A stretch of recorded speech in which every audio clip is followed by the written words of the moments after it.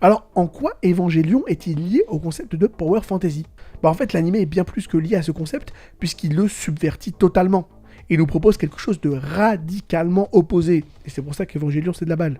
Et oui, parce que lorsque Hideaki Anno a créé Evangelion, il te prend directement le fantasme classique du Power Fantasy Isekai, c'est-à-dire imaginer un lycéen ordinaire qui est soudainement choisi pour piloter un robot unique pour lui, alors que le monde est sur le point de s'effondrer.